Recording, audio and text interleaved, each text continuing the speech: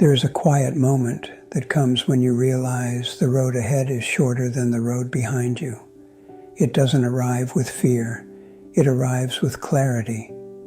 The noise fades. The rush slows down. And suddenly you see your life without the decorations, without the pressure, without the constant need to prove something. I am 82 years old, and I want to tell you what finally became clear to me. Most of what you are worrying about today will not matter at all on your final day. Not a little, not slightly, not in some symbolic way. It will mean nothing, and I don't say that to dismiss your feelings. I say it because I wish someone had told me sooner. When you are young, your world feels loud. You are told that your value depends on how much you achieve, how attractive you appear, how admired you seem. You polish your image like it is a fragile trophy. You compare, you measure, you compete. I did it too. I cared deeply about what my neighbors thought of my house. I wondered if old classmates believed I had done well enough. I replayed conversations in my mind, worrying whether I sounded intelligent or impressive. But now, at 82, I can tell you something freeing. The crowd you are trying to impress is not watching as closely as you think. Most people are busy carrying their own insecurities. The ones who once seemed like judges were simply human beings, uncertain and fragile, just like me.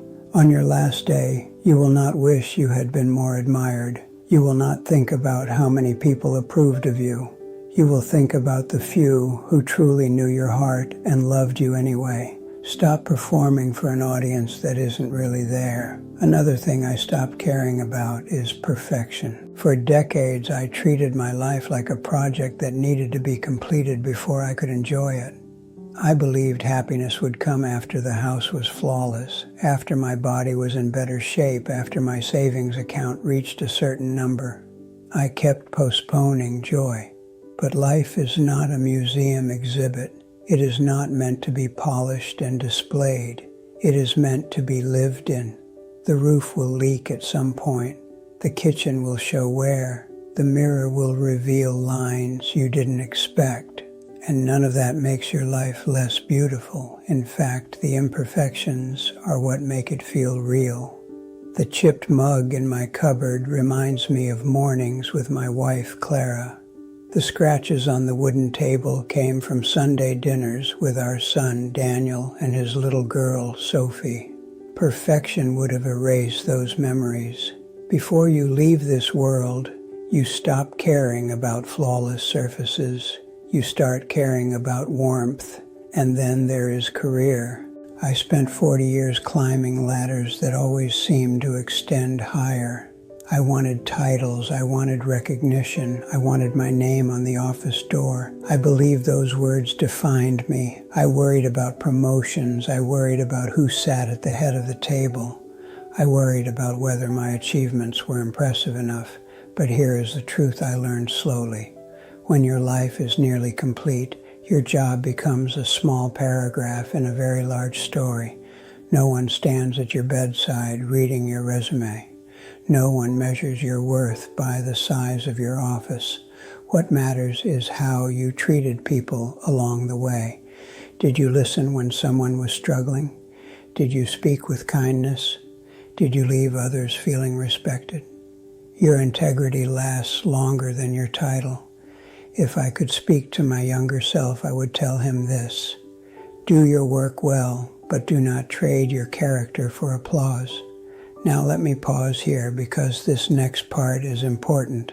If you are still listening, if something inside you feels seen right now, then hear this carefully. The things you are carrying in your heart today are not permanent weights. I carried mine for years. I remembered the business that failed when I was 39. I remembered the harsh words I once said to my brother Marcus. I remembered the embarrassing mistakes that kept me awake at night. I thought those moments defined me. But at 82, when I look back, I see something different. Those failures were not stains, they were teachers. No one else remembers your awkward moments the way you do. They are too busy remembering their own. Forgive your younger self. He or she was doing the best they could with what they knew at the time. Regret softens when you allow it to. And then there is the future. Oh, how we try to control it. We plan, we calculate, we save, we worry. We believe that if we prepare enough, we can prevent every heartbreak. But life does not move according to our spreadsheets. The most meaningful moments of my life were never planned. I did not plan the day Clara laughed so hard at a picnic that she cried. I did not plan the quiet evening when Daniel told me he was proud to be my son. I did not plan the difficult days either. The future is not something you conquer, it is something you meet. When you are older, you stop needing certainty. You begin to accept surprise, and slowly you understand that the only place you ever truly lived was right here, in this moment. The rest was imagination. Another heavy thing I put down was possessions. In my younger years, I believed success looked like accumulation. A better car, a larger house, the newest device. I worried about scratches on the paint. I worried about stains on the carpet. Now those things seem smaller than I ever imagined. A car is simply a way to visit someone you love. A house is simply a place to gather. When the people are gone, the objects feel empty. As I have grown older, I have given away more than I have kept, and every item I released made my life feel lighter. What remains are photographs, letters, and the echo of laughter in my memory. My world is smaller now. I move slower. My circle is not large, but it is deep. I no longer care about being impressive. I care about being present. I no longer care about winning arguments. I care about understanding. I no longer care about appearing strong. I care about being gentle. And something surprising happened when I stopped chasing all those things. I became peaceful, not because my life became perfect. It did not. Not because pain disappeared. It did not. But because I finally understood what deserved my energy and what did not. If you take nothing else from my words, take this question with you. On your final day, will this matter? Will the argument matter? Will the comparison matter? Will the opinion of someone who barely knows you matter? If the answer is no, then begin loosening your grip today. Save your heart for what will still feel warm at the end.